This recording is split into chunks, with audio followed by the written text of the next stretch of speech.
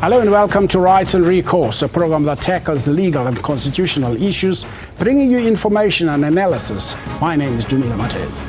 Remember, you can also be part of our discussion today by tweeting us at Rights and Recourse or calling our studio line on 011 714 5497 or 5498. Alternatively, email your thoughts about this program and many others. You can also suggest which programs we're going to discuss on this show to Rights and Recourse at sabc.co.za.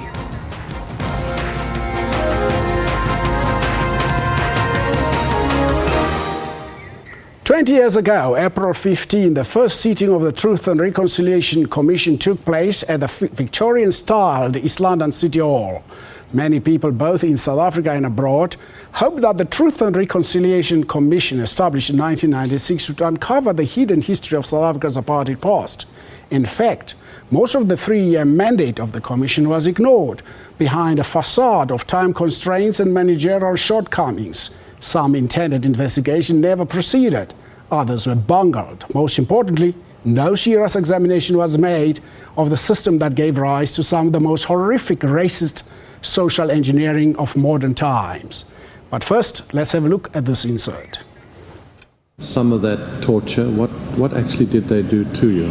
The Truth and Reconciliation Commission, a platform for victims and perpetrators of apartheid-era crimes to expose the past and bury the hatchet. Gross human rights violations on both sides of the divide spoken about openly. Too much to bear for some. The East London City Hall was the venue for the very first TRC hearings. Exactly 20 years ago to the day, this is the venue where survivors of apartheid crimes, relatives of those who perished, as well as perpetrators, converged. The killing of anti-apartheid activist Griffiths Mxenge also got their attention during the Truth Commission's 8-year lifespan. Perpetrators who made full disclosures of their politically motivated crimes and met other key criteria were granted amnesty. No, we are not interested at all because, that guy did us so much harm. But forgetting about him, it's all the better. For this former APLA operative, one of the four responsible for the 1993 St. James Church massacre in Cape Town, although the Truth Commission granted him amnesty, his biggest wish was to reconcile with his victims. I'm more than willing to sit down with the family of the victims, to apologize to them. And I understand it. I'm more than willing just because it was a struggle. Looking back 20 years, did the Truth Commission achieve what it was supposed to? It was essentially supposed to achieve truth and reconciliation. In many senses, it achieved truth, the first goal. I think we have a good idea of what happened during the apartheid period. Over 7,000 perpetrators applied for amnesty, but only 850 received amnesty. Nothing has come of the estimated 800 cases that the Truth Commission referred to the National Prosecuting Authority for further investigation and prosecution. Unati was SABC News, East London. Thank you to Unati. Obviously, that report was made last week by Unati. But to discuss today's topic, we take us through the memory lane, down memory lane. We are joined in the studio by Professor Hlengi Mkhize, former TRC chairperson of the Reparation and Rehabilitation Committee, who is now the Honourable Minister, Deputy Minister of Postal and Services and Telecommunications. We'd also like to welcome Advocate Dumisa Nsebeza, former head of the Investigation Unit. And lastly, we are joined by Dr. Faisal Randera, former TRC Commissioner. Ladies and gentlemen, good afternoon and welcome to Rights and Recourse. Good afternoon. Well, first of all, let me start with you, Advocate Nsebeza. What is your recollection of this momentous task that you guys were given to go through over that 10 years? I'm told it spent 10 years or even more. Well, it was a momentous event because I think, as it turned out, it was the really first Truth Commission of its kind that was different from the Truth Commissions that had taken place in the continent, in Uganda, as well as in Latin America. And there are distinguishing features. One of the most distinguishing features of what we are about to do and what we did was the fact that for those who would apply for amnesty, if what they would apply for amnesty involved gross violations of human rights, and the Act defined what gross violations of human rights were. It was killing, abduction, torture, severe ill treatment. If anyone was going to apply for amnesty, then that would be in public. That was the most distinguishing feature.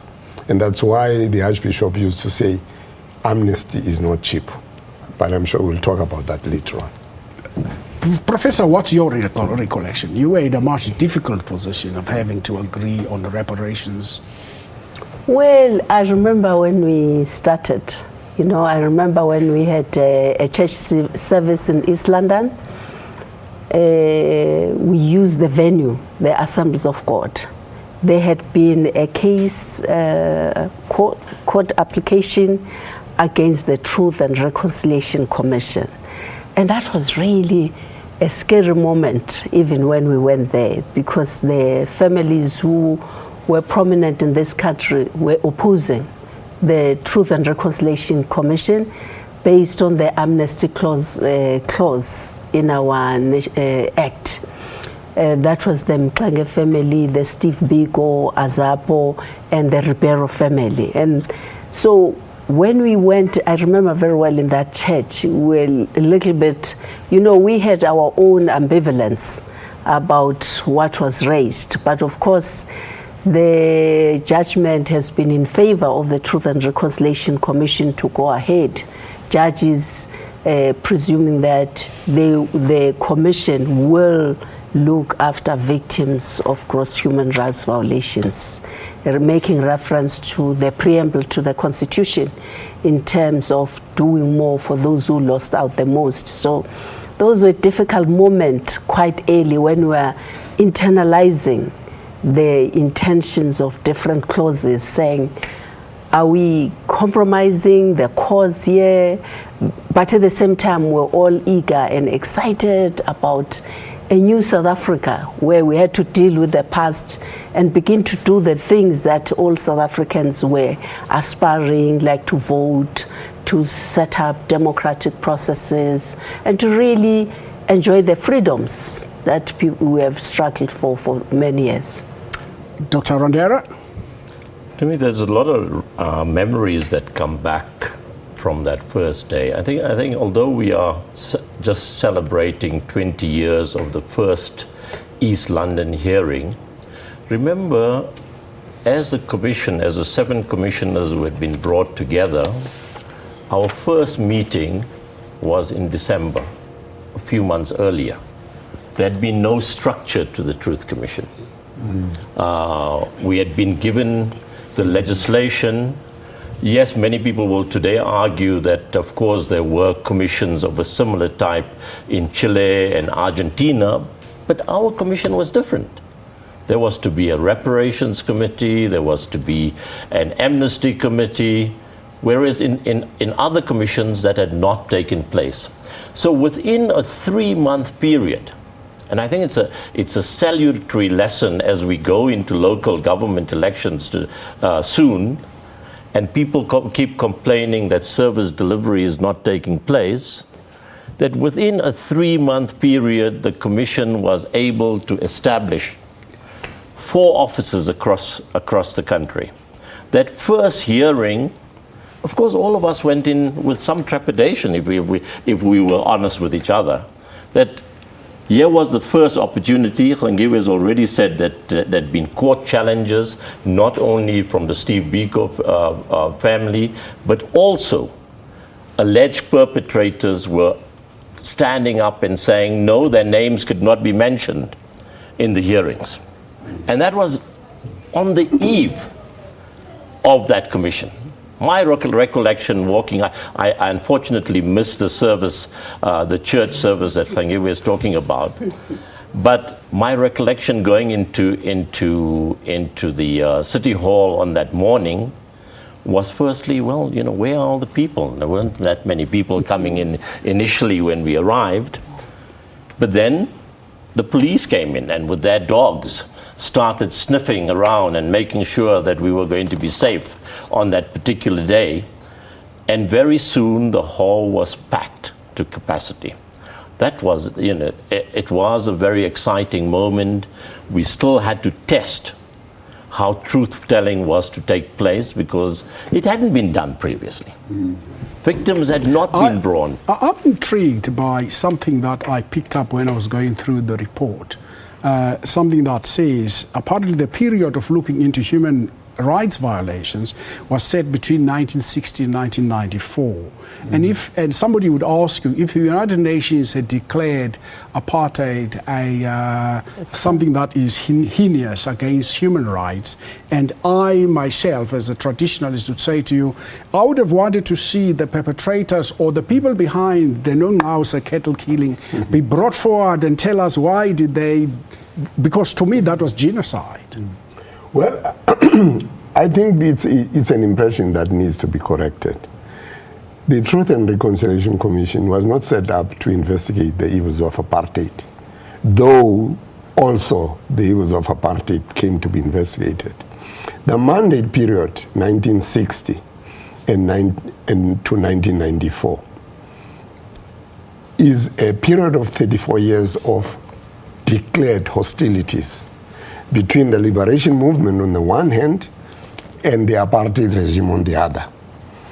What marks 1960 as the period of departure is the fact that both Pogo and Mkondo Wesizwe were armed units of the liberation movements, and they were pronounced, and that is the time that even Nelson Mandela said, we have been talking peace to these people, and these people do not really understand what peace is all about. And therefore, the time has now come for us to meet fire with fire. So the beginning of hostilities, and in South Africa we talk about a war of low intensity from 1960 to 1994. What is 1994 significant for? On the 10th of May, as we all know, the first ever democratically elected post-apartheid president of the Republic of South Africa was inaugurated. So that's the mandate period. And therefore, what we were investigating were the hostilities. On the one hand, forces of liberation wanting change. On the other hand, forces of apartheid resisting that change. And in that process, a number of acts took place. Not only gross violation of human rights. I mean, a person would have said, I blew that power pylon, I stole that, and all of those things, provided they were done or they were committed in the context of the political conflicts of the past, were subjects of this truth-telling that would lead, hopefully, to reconciliation. But we shouldn't read one without the other. The reconciliation was premised on truth being told. Well, we are going to continue our discussion here on the 20th anniversary of the Truth and Reconciliation Commission. If you'd like to join us on today's discussion, please do call us on 011 714 5497 or 5498 or tweet us at Recourse. Stay with us.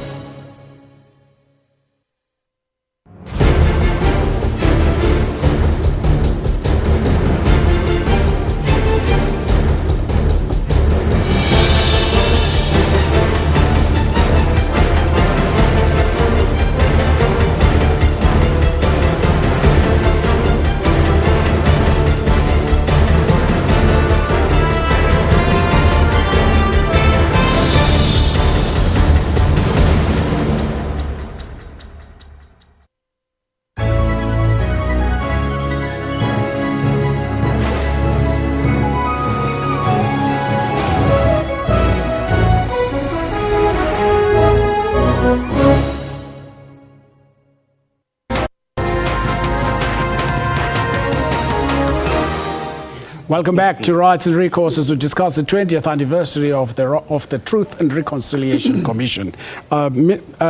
Deputy Minister, the Minister of Justice at the time, Mr. Dalla Omar, makes the statement in Parliament at the passing of the Promotion of National Unity and Reconciliation Act. The people of South Africa need to transcend the divisions and strife of the past, and which generated gross human rights violation and a legacy of hatred, fear, guilt and revenge. Does this statement by the Minister takes us into the mandate of the Truth and Reconciliation Commission? Maybe before I talk to this aspect, can I just say something about the mandate period? The mandate, the period, 1960 to 1994. Yes. It reminds me of what used to go on in our commission meetings, because we used to debate these things. In a way, it created a lot of confusion, because it peaks the time when even the liberation movement was beginning to fight back the system. And then it created some clauses then whereby we look at conflicts, in terms of the act, we looked at conflicts on both sides. And that's another aspect which made our work very difficult, because you know where we were coming from. People will simply say, oh, then it means you are equating our defense against what the apartheid regime was doing. They had the courts, they had the police, they had the resources, they could have handled conflicts differently. And we had nothing except to do some underground operations. So the mandate period, I can understand its value, but it led to some other difficulties, because really in the transitional justice is about systems like ours, which was declared by the UN as a crime against humanity, especially after the Sharpeville massacre. So you cannot equate that maybe with self-defense unit, young people who were armed, some not even through proper channels, dictated to by circumstances in their communities, that we have to defend these communities. But the preamble, it's important also to come back to the context as to what had happened in this country at the time. We had gone through a very difficult time in the 80s, and especially of the so-called black on black violence, where in some instances later, when we went to Rwanda as the commission to look at the genocide, systematic attack within communities, how dangerous it could be, everybody was desperate for a new South Africa with order, with rules, with the respect of the rule of law, a culture of human rights, and sanity, so to say. So it was a hope and aspiration that we will have to put measures in place to move beyond and begin to build the South Africa we've idealized all the time. I want to come back to something, Dr. Randera, that the Deputy Minister referred to that briefly in her response to my question earlier. And that is, then the Commission asked to look at both sides of the coin, so to speak. How did the Commission deal with human rights violations in ANC camps? I know that the ANC had their own commission that was led by Dr. Mutsunyane and then advocate Skweyiya. Did the TRC take these findings into account? Yeah, look, I think the important point that we need to make is that the Commission was a creature of Parliament. We did not write this legislation. Parliamentarians, the first democratic parliamentarians, actually sat for many, many hours, listened to the inputs by NGOs and other groupings, and then the legislation was put in front of Parliament by Minister Dalla Omar, as you already alluded to. Now, but the legislation is very clear, as Dumisa has said, that we were not asked to look at apartheid in all its complexities. We were looking at the conflicts of the past, and conflicts, of course, there are many players to that. I just want to, I mean, you quite rightly point out that there was the Motsunyane Commission.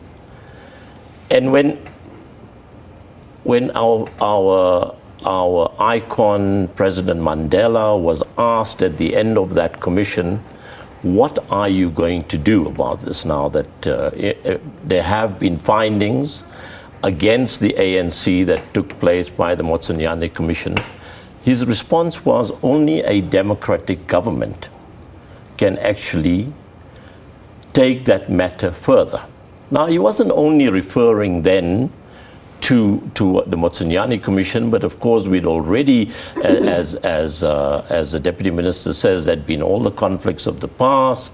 There was a so-called amnesty that President de Klerk gave to the military. So there were a whole number of events taking place prior to coming to that. I just want to, as we are reminiscing, we're talking about the East London hearing, but when we organized the first hearing in Johannesburg at the Methodist Hall, I think it was the second day, it wasn't even the first day, when the phone call came through to the Archbishop that President Mandela is coming to visit and coming to listen to the hearing. I don't know whether you guys have a recollection of that, but as he walked in, the testimony that was being taken by the commissioners was of the brother of somebody who had died whilst in the camps. And that must have been the Joe Saramana case. No, it wasn't Joe Saramana. Actually, it was another family with two brothers who had actually left the Be that as country. it may, Dr. Randera, I want to go back to Advocate Nzabeza. Advocate Nzabeza is head of the investigations unit. When information was provided, what was the process of verifying the information? Well, just to round off what has been commented upon by my two colleagues here, as a lead to that question,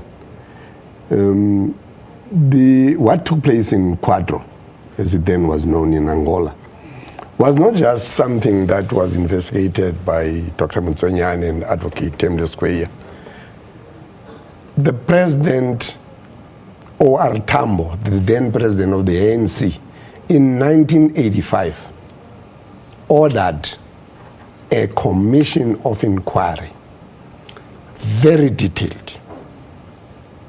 It was headed by another gentleman who was, who had a nom de guerre then from Cape Town.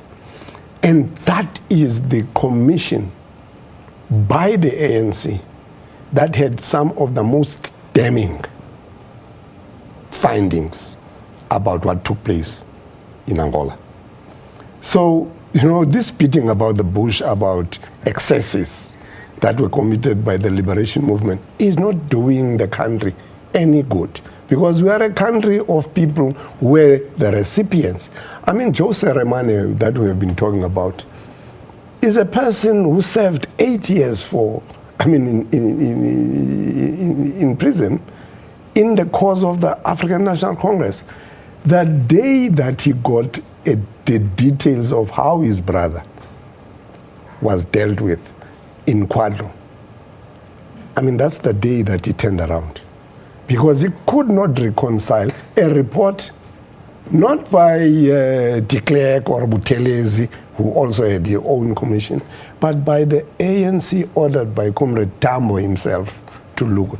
In fact, coming to your question, the ANC Can we keep that question until we come back from the break, and then you can answer that question, because you've given us a new angle on this whole story of Quadro. We'll come back to that as we discuss the 20 years of the Truth and Reconciliation Commission.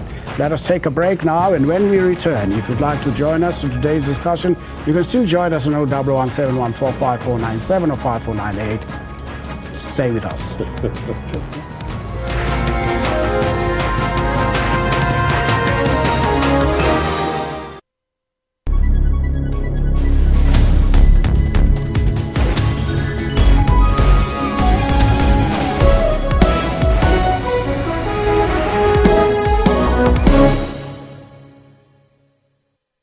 The big news is Newsroom.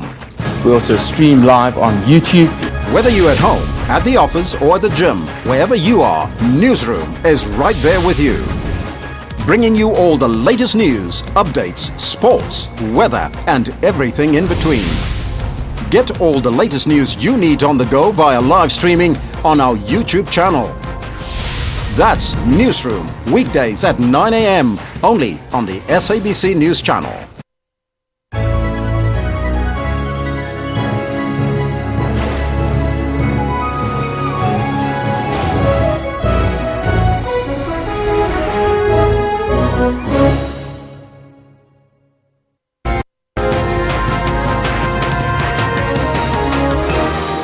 Welcome back to Rights and Recourse as we discuss the 20th anniversary of the Truth and Reconciliation Commission. Advocate, I want to go back. I know I've asked you a question and I want you to respond to it, but I want to have a rider, which I picked up from the research on the report that says in many cases it was not impossible to obtain. It was impossible to obtain police and court records. Even where court records were traced, applicants were averred that they had lied to the trial court to escape punishment. How was information then verified? Yes. For instance, let me take the case of the investigation into what had happened in Angola.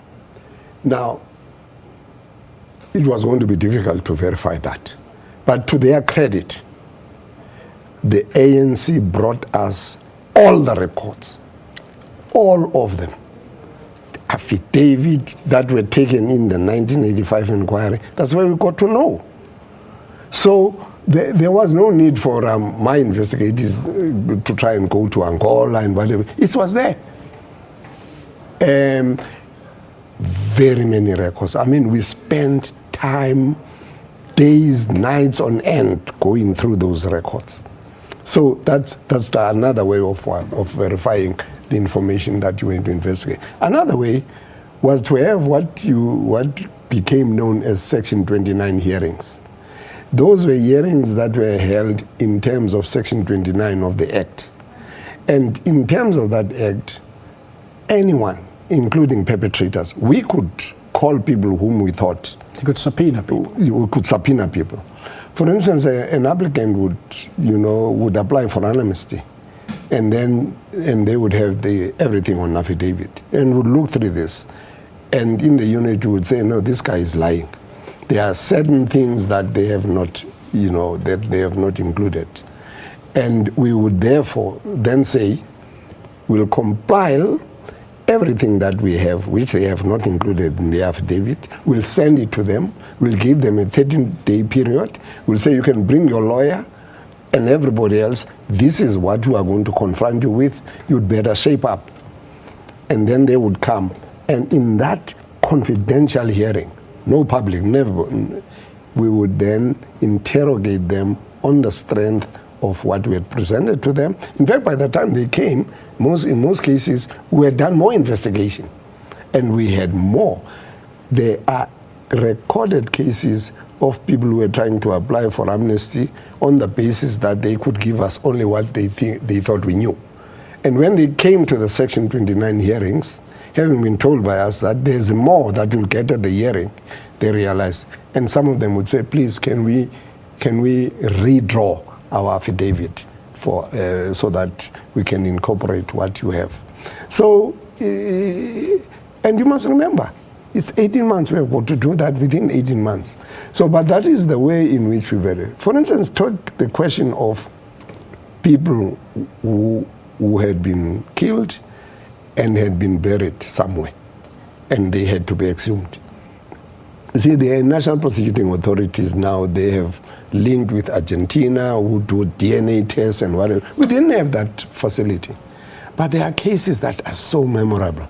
And I remember one case in Mpumalanga and Middleburg where we did the exhumation. Before we dug, there was a brother of the person who had disappeared, whom the amnesty applicant had said, he's buried here. I know I was involved. And, you know, the brother says to us, I remember the day that he disappeared, he was wearing, these boots, brown boots, and he was wearing this jacket and what have you. Guess what? When we dug, those boots were there. So it was conclusive. This is the guy who had been killed. But it was difficult. I think, Faisal, Dr. Randera, you referred to the bombs, the police coming with their dogs. Apparently there was a bomb scare in East London. On that morning, I think we need to situate it in the period still. The TRC came was birthed at the time when the country was still very troubled. The Deputy Minister talked about what happened with respect to black and black violence. Remember, KZN was still being referred to as the killing fields of South Africa. The original TRC Act ended in 1993. In fact, there had been applications to the Minister of Justice as well as to the President to say that would exclude what had happened in Bophuthatswana, what had happened at our airports. If you remember, the airport was still called Jan Smuts in those days. There had been some bombings there. And many voices, even at that stage, were saying the TRC was going to contribute to the violence that is taking place in our country. And so it wasn't surprising to us that somebody might have actually phoned in and said there may be a bomb in the City Hall. But we were very pleased, let me say, that the very police services that in yesteryears were chasing us, were arresting us, torturing our people, were coming in and ensuring that the TRC process was going to be a safe process. So I think you are right that there was that the media had covered the story that there might be a bomb in the City Hall, but fortunately the entire process went through peacefully. Yes, of course, as you could see, many people broke down in that first hearing, and there was the subsequent coverage that the TRC was going to be the tissue commission, and that remained, but it also toughened us, actually. I mean, to be listening. They were calling it the Kleenex Commission. Kleenex Commission, that's right. That to listen to those stories firsthand. And statements, remember, nobody came to the public hearings without having made a statement. What we learned very quickly, that what people told us in statements often was very different. Dr. Radera, we have our first call on the line. Let's take this call from Anonymous from the Free State. Good afternoon, Anonymous, and welcome to Rights and Recourse. Good afternoon, gentlemen and the lady. I'm going to make a very special request to us, especially Advocate Nsebenzi, that we understand the type of work, very difficult work that they did regarding this situation. But what we have observed is that the people who suffered, who fought this evil government and who left this country as children, and then they came back, and today they are drunkards, they are alcoholics, they're getting no help whatsoever from government. I'm not hearing anybody saying anything. I know I'm diverting from what you're saying, but the people who really liberated this country, nobody is saying anything about it. I mean, it's such a shame, it's unbelievable. Thank you.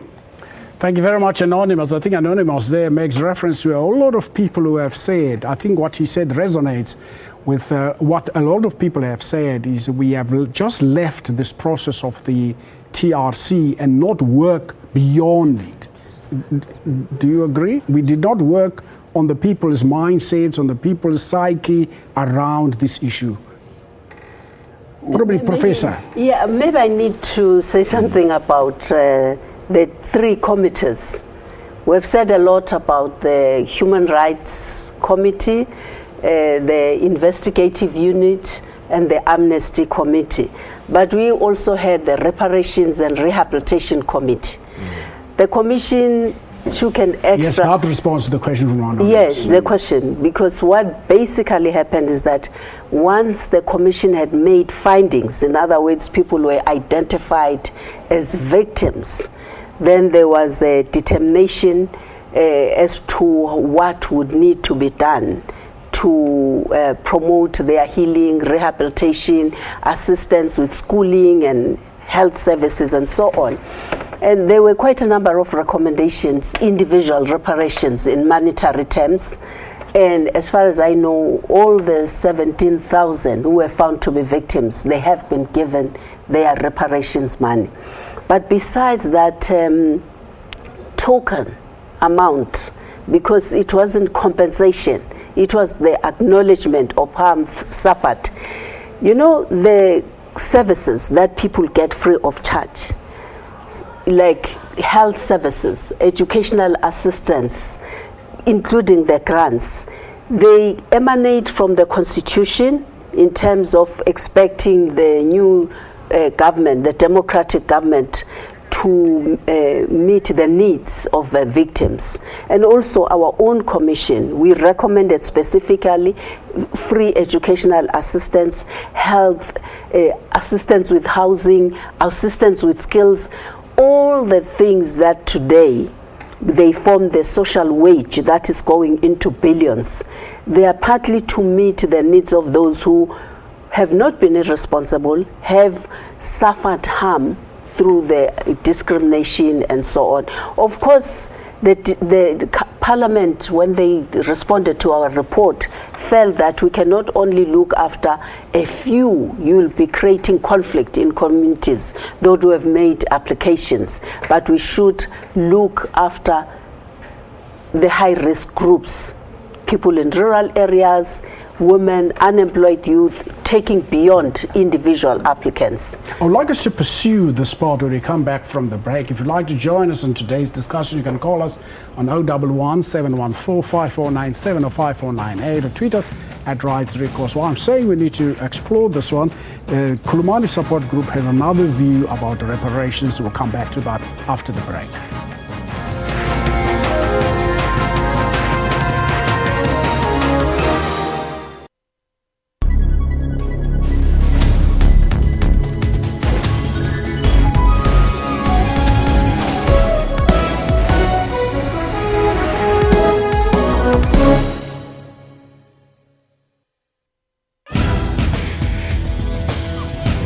Technology isn't all scary. There's also fun stuff like gaming. Lots of women do play games, whether it's on their phones or their tablets. Then there are Africans who are using new tools to make other people's lives much easier. We typed the whole CV on a small, QWERTY Nokia phone. For all these and other technology and social media news, join me, Spumelele Zondi, every Sunday at 7:30 p.m. Central African Time on SABC News.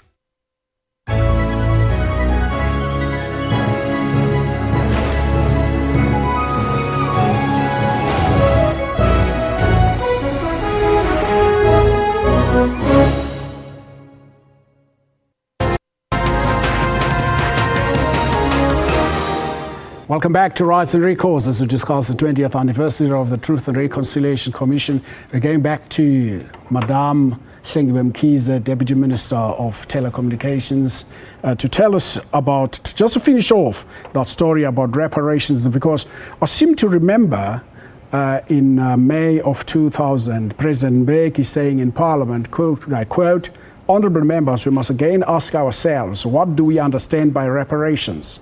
Did our people engage in a gigantic struggle with some deciding to lay down their lives with the prospect of financial reward in their minds?" It flies in the face of what you've just been saying. Well, there were difficulties with our work, as we have said.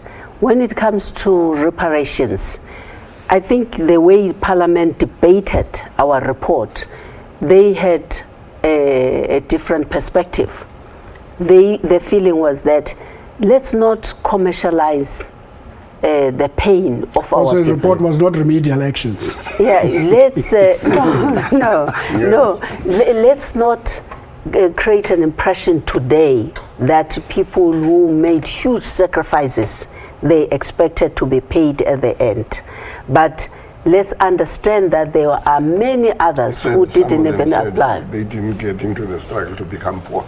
Yeah, and then so it created that conflict again, where people, Kulumani in particular, had strong views about monetary aspects.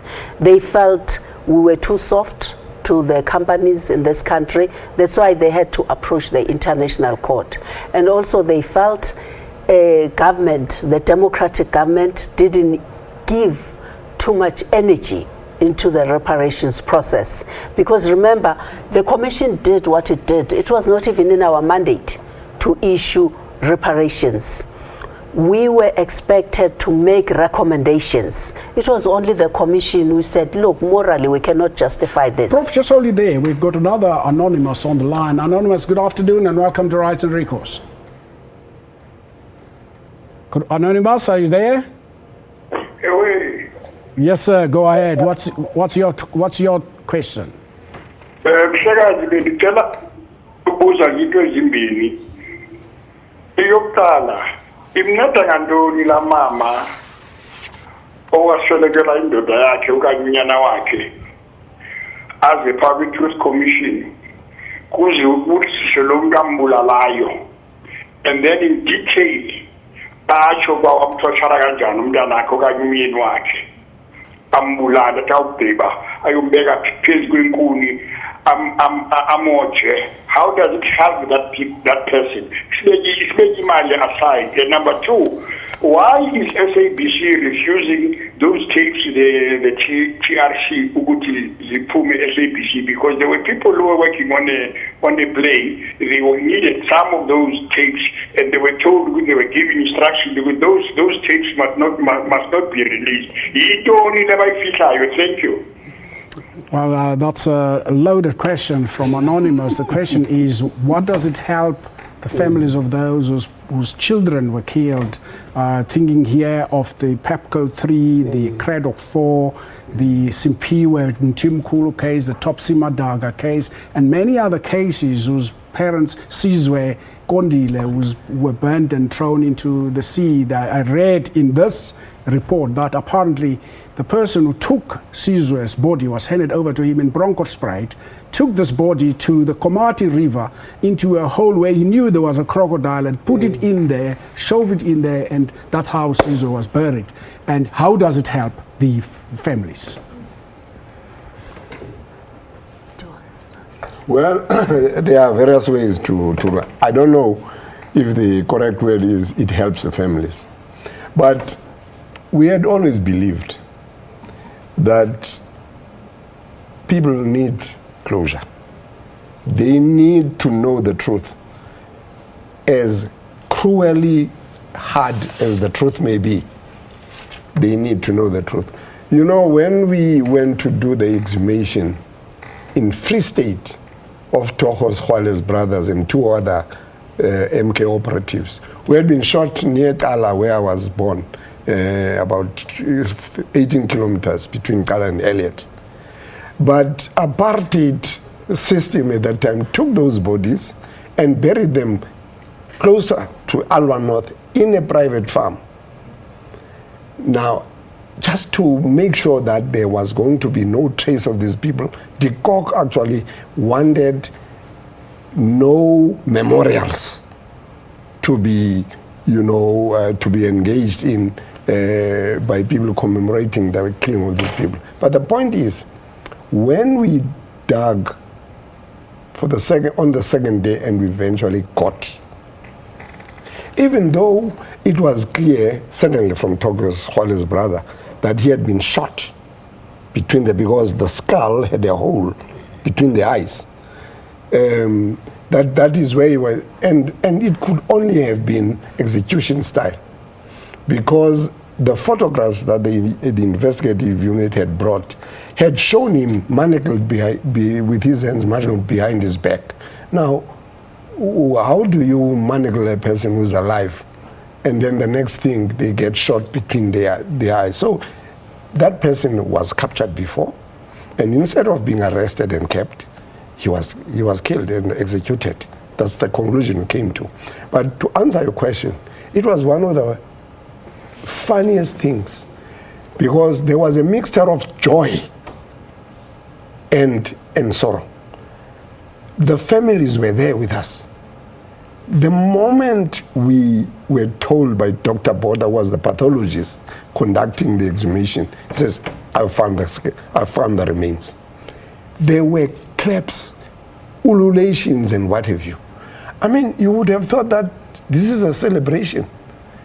And yet it was a revelation to these families of how their loved ones had been executed, had been killed, and had been buried there to obliterate all traces of where they were. The other question, Advocate and Dr. Randera and Professor, that I had in mind was, were you as commissioners counseled? Because all these atrocities that I read about, for instance, there's a story of the Pepco tree, that one of them was killed and the other one was called into this room with a body lying there and was interrogated with this body lying there. And that one was killed too, and the other one had to spend the whole night with these two bodies in a garage. Yeah, you know, I think it relates also to the question, was it worth it for people to come forward and share their pain and agony of the lost family members? In the case of the Truth and Reconciliation Commission, at one point we wanted a psychologist to look after our own emotional turmoil, because it was clear that we're all human. I remember one commissioner who disappeared for a day because she couldn't take something about amnesty. So, we shouldn't lose sight of one thing, that it was a different kind of pain. It was a pain of how cruel can other human beings can deal with other people. But at the same time, I really want to emphasize this feeling of relief for families. Like I think Alex, an old man, Tatetlali, who testified, and after some will be happy just to be vindicated before eminent people with the Archbishop that they suffered gross human rights violations unfairly. Remember, people have gone through a lot. Some, there were people who were said to be spies, and your family member will be burnt to death. The whole community will believe it's because you are a spy. Again, based on fabrications and all the things which were done. But family members appreciated that vindication and said, now we can live with what happened. I mean, I have many stories. A woman whose child was killed, the 12-year-old who had gone to the shop, and the military was terrorizing communities. They got a report that they were banging the child against a stone or something, only to discover that it was her child. So there were these mixed reaction of pain. I think I remember that story. That's the Kikina story in Udnade, where the child went to hide behind a counter, and the people pulled the little child out of there, and they burned the child. We'll come back to some of these stories. I'll start with you, Dr. Randera, because you've been very quiet with this booming voice, which I like, which is a broadcast voice, which I thought you should hear a lot more from you. If you'd like to join us in today's discussion, you can call us on 011 714-5497 or 5498. If we are opening up wounds of the past, we'd like to apologize for that. That's not what we meant to do. Stay with us.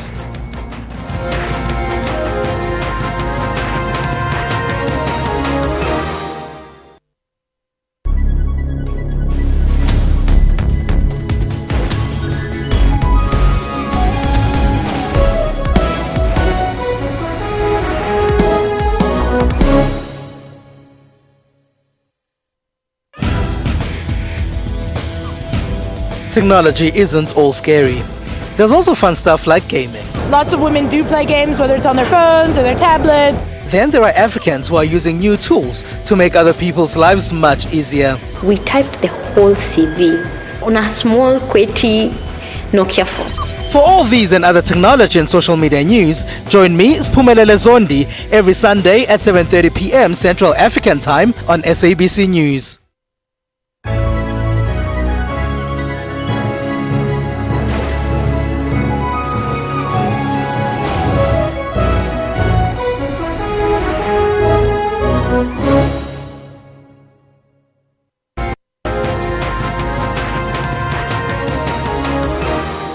Welcome back to Rights and Recourse as we discuss the 20th anniversary of the Truth and Reconciliation Commission. The time has gone so fast. I didn't know we are in our last segment of this show, but probably let's use this time that we have to talk about the amnesty hearings. There are people, I think the report we had at the beginning of the show said 185 people got amnesty from 7,000. 800 people got amnesty from 7,000 people who asked for amnesty.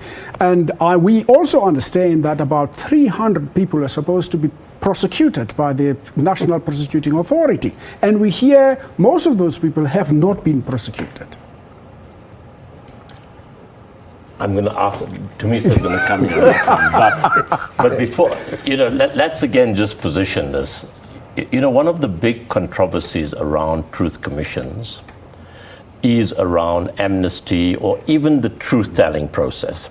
Should we have chosen the prosecuting route right from the beginning as a country, or should we have gone? I actually wanted to ask that question, whether we should have gone the Nuremberg trial. Okay, so that remains a major controversy around truth commissions. The amnesty process was a very strict process. It was much more. You asked about verification of information early on from Dumisa. Now, certainly, when it came to the amnesty process, it was much more of a stronger quasi-legal process than, say, when we made findings on human rights violations. So there are many people who feel that they should have been granted amnesty, but the criteria were very strict. You couldn't actually talk about, you will remember that at one stage, even the ANC said they take responsibility, a blanket amnesty. Let us get a response from this question of prosecution. Well, the evidence was there, and the act was clear. There was one window period, a 1 year window period during which those who ought to have applied for amnesty, we knew that they had to apply for amnesty, If they didn't in that window period, then the act was clear. There would be prosecutions, there would be civil claims. If they applied for amnesty, didn't meet the criteria, because in most cases they were, economical with the truth, they didn't make a full disclosure, then they wouldn't get amnesty, then they would be prosecuted. Now, they were not. And I think from 1999, we kept on harping. I personally kept on asking the Justice Ministry, Vusi Pikoli, who was at the time National Director of Public Prosecutions. We were not, in fact, there was even a public debate that we had in Cape Town, where my position was, you have material, I know, because that material was sent to the Department of Justice. You should be prosecuting. Why are you not? We never got to know until the Nokutula Simelane case came. Ladies and gentlemen, thank you very much for your time. We seem to be running out of time very fast, and I would like to have this discussion at some stage or another, which are to look at other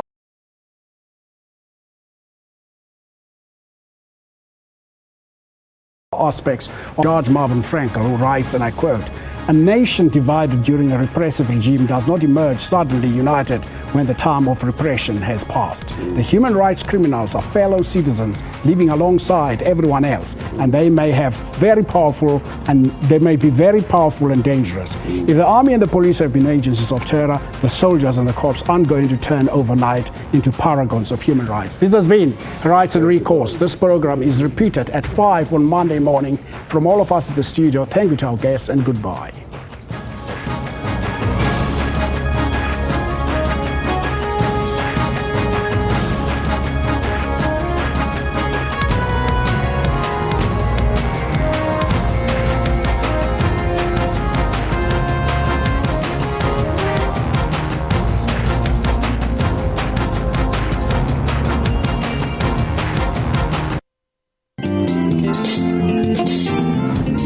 Your past should not determine your destiny if you make informed choices about your future.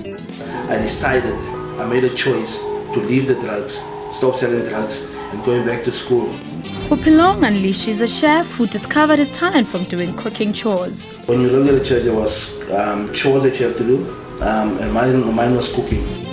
Our own chef made an excellent presentation when his recipe was chosen for MasterChef. I've been to more than 10 countries. And there was always someone paying for my plane ticket. Someone see the potential in me. For uplifting stories, join Puleng Mulibati every Friday at 17:30. When Ntando Kunene was crowned Miss South Africa 2016, Trends was there.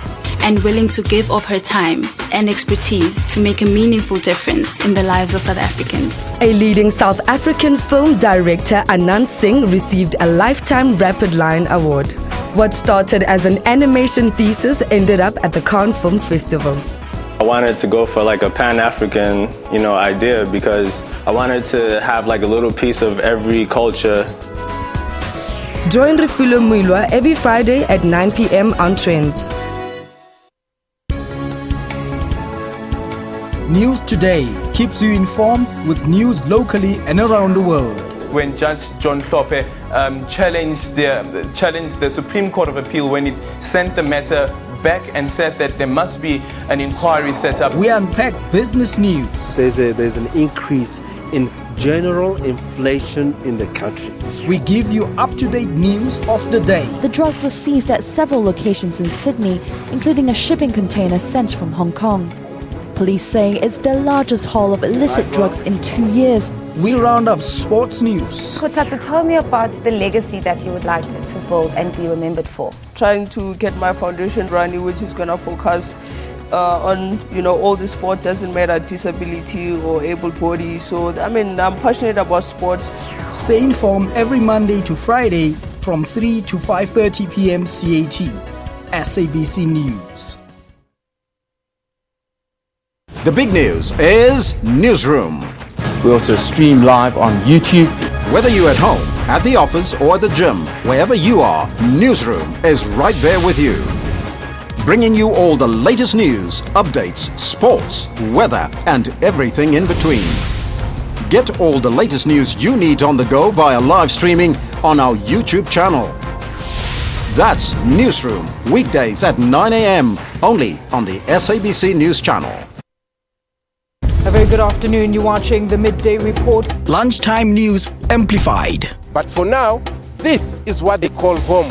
Their hope to shift to a higher ground seems to be against the tide. Midday Report provides you with more than just news stories. I just want Port Elizabeth to know that they own a world-class theatre. Good afternoon. You're with the news at 1 in the headlines. Very good afternoon to you. This is News Live. I'm Natasha Thorpe. Let's take a quick look at what's coming up in your headlines. Good afternoon and welcome to A View from the House. For all things news, tune in to Midday Report weekdays at 12 noon only on the SABC News Channel.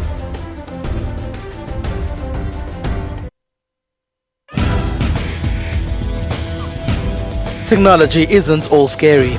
There's also